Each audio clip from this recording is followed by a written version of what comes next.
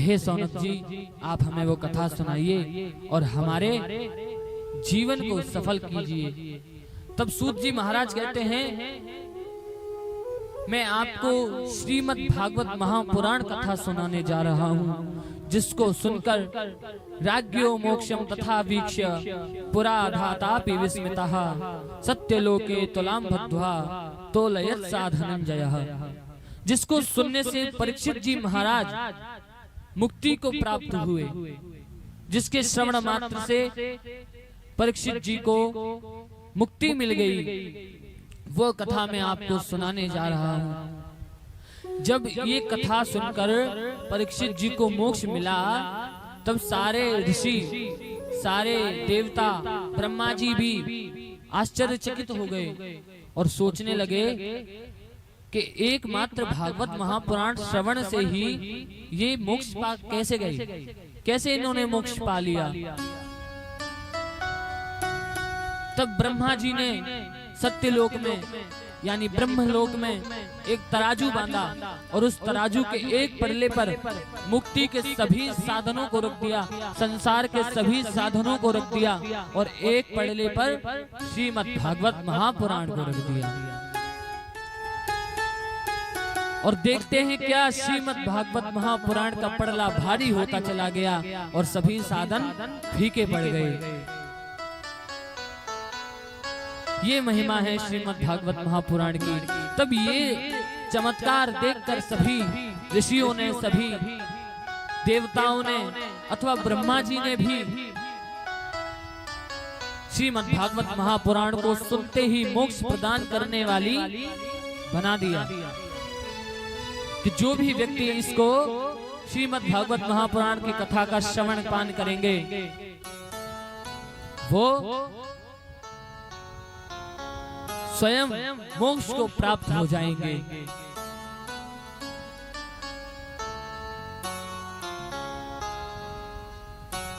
अरे बड़ा सौभाग्य है आप लोगों का कि आपको भागवत महापुराण श्रवण करने का अवसर प्राप्त हुआ, क्योंकि ये कोई ऐसा ही शास्त्र नहीं है, ऐसा ही ग्रंथ नहीं है। जब सुखदेव जी महाराज परीक्षित जी को इसका श्रवण कराने के लिए उपस्थित हुए थे सभा में, तो अमृत का कलश लेकर देवता भी आ गए थे। सुखदेव जी महाराज ने पहले तो सोचा कि हो सकता है ये देवता भी हमारी कथा सुनने आए हों, परंतु देवता तो सुनने नहीं आए थे, देवता तो उनसे कथा को लेने आए थे।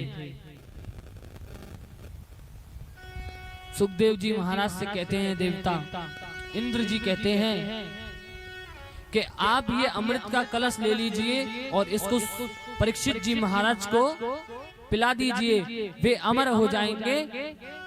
तो चाहे सांप डसे, चाहे कुछ और, उनकी मृत्यु नहीं होगी। और आप ये भागवत हमें दे दीजिए, आप हमारा ये अमृत ले लीजिए और ये कथा अमृत हमको दे दीजिए।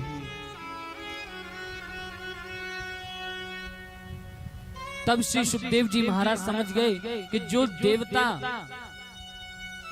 काम होने के बाद, कार्य होने के बाद भगवान तक को भूल जाते हैं, वो हमें याद करने इस पृथ्वी लोक तक आ गए। देवताओं का स्वभाव ऐसा ही है, जब राक्षस उन पर आक्रमण करते हैं तो विष्णु भगवान के पास दौड़ते हैं, और जब राक्षस चले जाते हैं तो अपने उसमें मद हो जाते हैं, अपने मद में खो जाते हैं। तब सौनक जी ने कहा कि हे देवराज इंद्र, ये तुम क्या मुझे मूर्ख समझ रखे हो? क्या तुमने मुझे मूर्ख समझ रखा है? कुआं काचा कौ मणिर महान।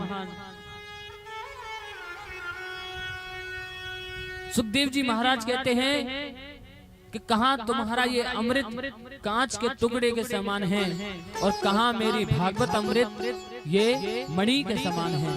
तो आप बताइए, कोई आपको कांच का टुकड़ा दे और कहे कि आप अपनी मणि मुझको दे दीजिए, तो क्या आप दे सकते हैं?